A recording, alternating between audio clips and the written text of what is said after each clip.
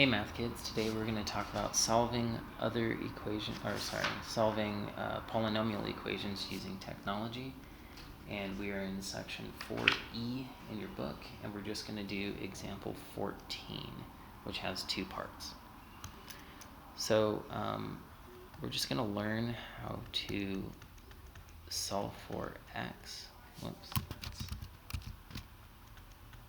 using technology. And these are the two equations that they give us.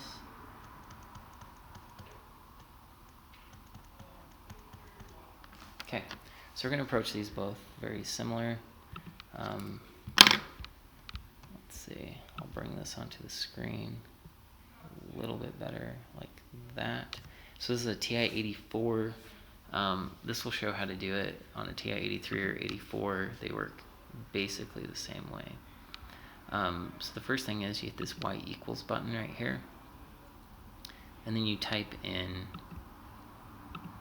your equation.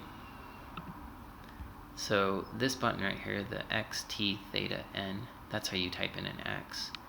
And then we have this caret button to get an exponent, and then the rest I think is self-explanatory. Now I'm just going to type in each side of the equation as a separate equation on here. So notice how I have 2x squared plus 4x, and then I have just 7. Now I'm going to graph.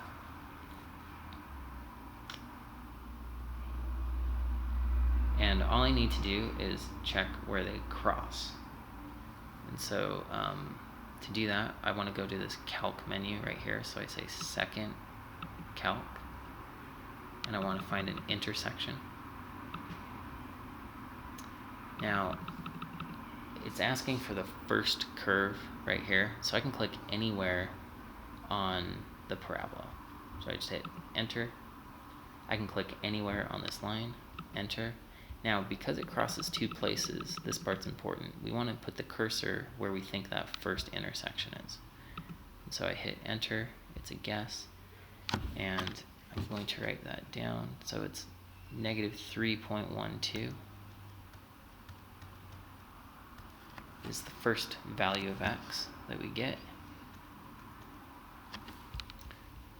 And now we go through the same process. So we go second calc, go down to intersection.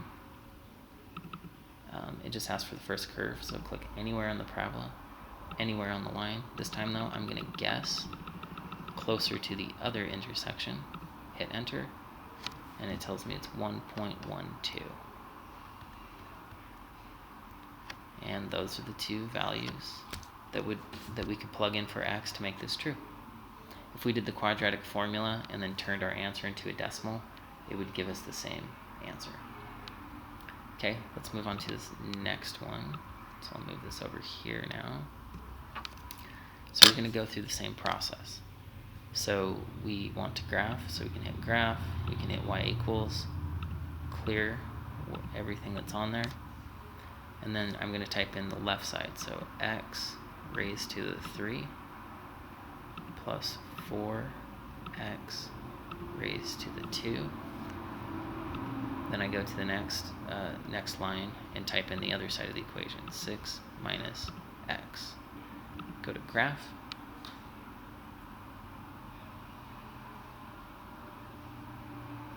Alright, so it looks like it crosses 3 different places. So we're going to have to go second calc, intersect, and since we only have two curves on there, we can just go enter, enter, because we know it's going to get both of them. And I'm actually going to start, whoops, I don't know what just happened. Alright, let's try that again. So we're going to go intersect, first curve, second curve, and then my guess is right there.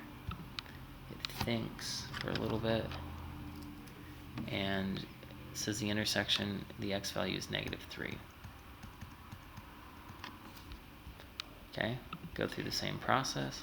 Second calc, a shortcut, we can just hit 5 and it'll go to the intersect. So first curve, second curve, then I'm gonna guess, and it's -2. And we have one more intersection. So we go second, calc, 5. Okay, first curve, second curve, and then try to click it right on where it intersects, and we get 1.